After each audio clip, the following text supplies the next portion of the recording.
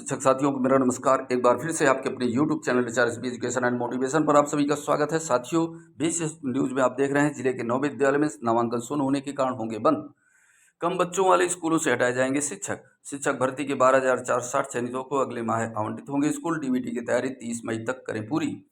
बिहार से बाहर की जितनी भी महिला सीटेट में 90 से कम अंक पर बहाल हैं, सबकी नौकरी होगी खत्म। शिक्षा विभाग बिहार पटना से यह आदेश निर्गत हुआ है। विषयगत मामले में माननीय उच्च न्यायालय पटना ने दायर याचिका संख्या इब्तिसाम शाहीन बनाम राज्य सरकार एवं बनाम दिनांक 1 अप्रैल 2024 को पारित न्यायाधीश के आलोक में आदेश पारित किया जाना है। माननीय उच्च न्यायालय द्वारा पारित न्यायाधीश के मुख्य कार्यकारी अंश निम्नवत है।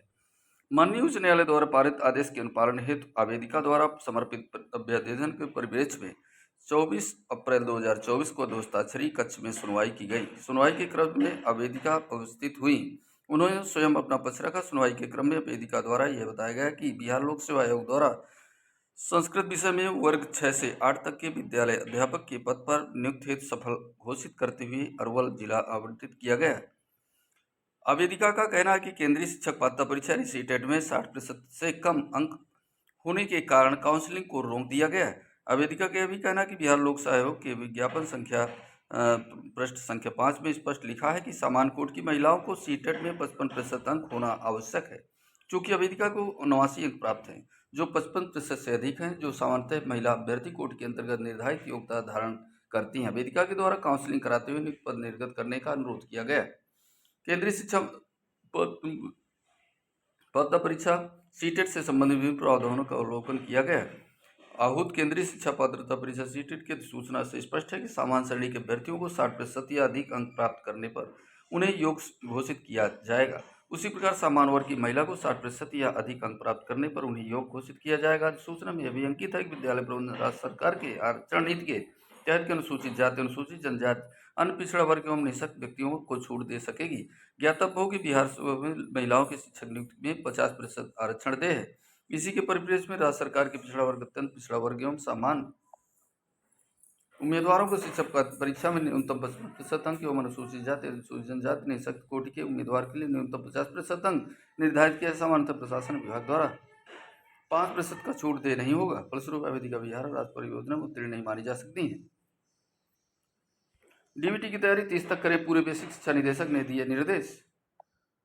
प्रदेश में परिषदीय विद्यालय में पढ़ने वाले बच्चों को नए सत्र 2024-25 में जूता, मोजा, बैग, स्वेटर एवं किताबों की दिए जाने वाले पैसे डीबीटी की तैयारी शुरू हो गई। लोकसभा चुनाव समाप्त होने के साथ ही डीबीटी जारी करने से पहले शिक्षा विभाग ने सभा आवश्यक तैयारी 30 मई को तक पूरा करने को कहा है। विभाग ने कहा कि डीबीटी के माध्यम से छात्रों के विभागों के आधार खाते लिंक खाते में पैसा भेजा जाएगा। पिछले सत्र में पास हो गए छात्रों की प्रोन्नति का सत्यापन जल्द कर लिया जाएगा। साथ ही विभागों का विवरण प्रेरणा पोर्टल पर ऐप के माध्यम से किया जाए। बेसिक शिक्षा निदेशक ने कहा कि विभागों के खाते आधार से लिंक है या नहीं, इसकी जांच कराकर आवश्यक प्रक्रिया पूरी की जाए। उन्हीं सभी बीएसए से कहा गया डीबीटी की कार्यवाही समयबद्ध व शासन की सर्वोच्च प्राथमिकता वाली है। ऐसे में इससे जुड़े सभी आवश्यक तैयारी हर हाल में 30 मई तक प्राथमिकता पर पूरी कर ली जाए। अभिभावकों के खाते आधार लिंक होने व अन्य से जुड़ी चीजों की समीक्षा वह खुद करते हुए इसे समय से पूरा करवाएं, ताकि डीबीटी करने पर किसी तरह की दिक्कत न हो। शिक्षा विभाग कराएगा विद्यालय नहीं आने वाले बच्चों के परिवारों का सर्वेक्षण। प्रतापगढ़ विद्यालय की दहलीज से दूर नौनिहालों को चिन्हित किया जाएगा। नौनिहालों के परिवार का सर्वेक्षण भी किया जाएगा। इसको लेकर परिषदीय विद्यालयों में तैयारियां शुरू कर दी गई।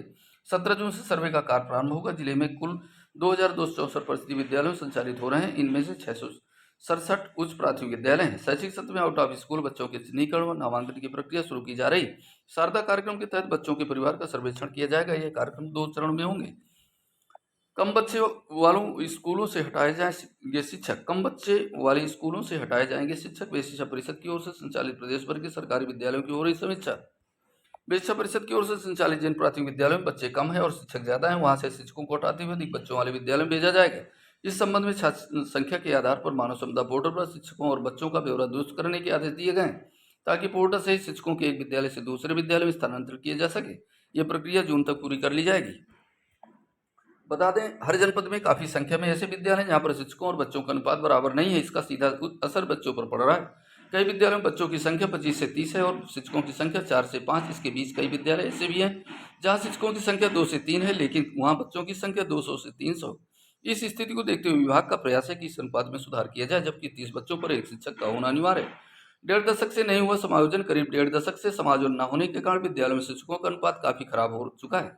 गैर जनपद स्थानांतरण और सेवानिवृत्ति होने से कई स्कूलों में शिक्षकों की संख्या कम हो गई है, लेकिन छात्र संख्या पहले जैसे होने से पठन पाठन प्रभावित हुआ है। मानव संपदा पोर्टल पर पूरा ब्यौरा अपडेट होना जरूरी है। इस संबंध में सचिव जिला शिक्षा अधिकारियों को निर्देश दिए हैं कि वह समायोजन से पूर्व मानव संपदा पोर्टल पर शिक्षकों के सारे विवरण को सही करा लें, जिससे कि मानव संपदा पोर्टल के माध्यम से समायोजन प्रक्रिया पूरी हो सके।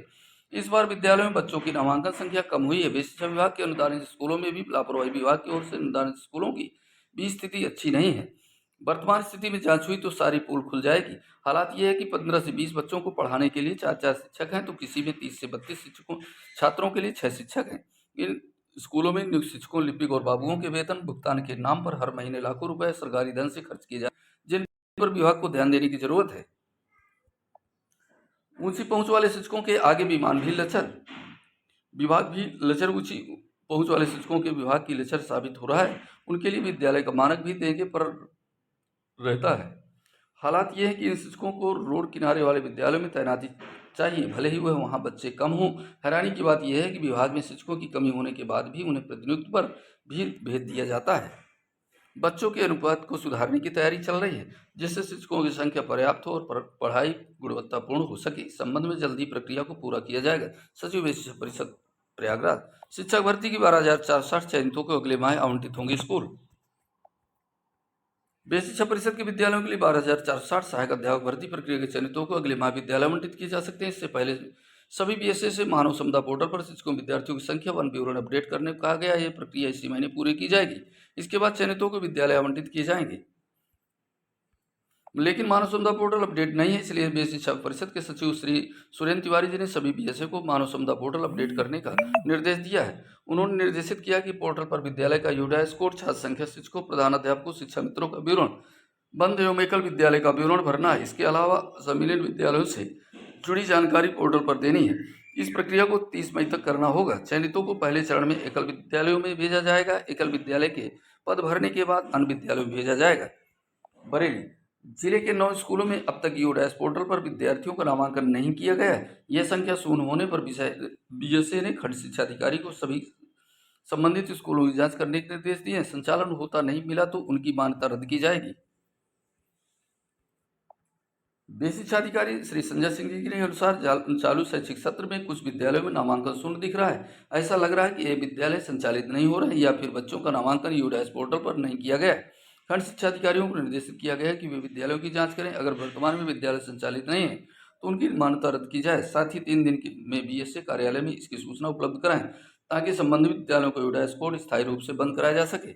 इन स्कूलों में नामांकन शून्य शारदा शिशु मंदिर बरहेड़ी, आलोक पंकज पब्लिक स्कूल बरेली, प्रयागोज junior high school Bareilly, Jai Maa Saraswati Shiksha Sadan Kyara, मार्च Dayanand Saraswati school Kyara, late Jagdish Prasad Pathak Kanya school Ramnagar, आनंद बाल विहार रिछा दमखोटा, मदरसा रजविया नूरुल उलूम रिछा दमखोटा और मदरसा रेहाना फातिमा रिजवान।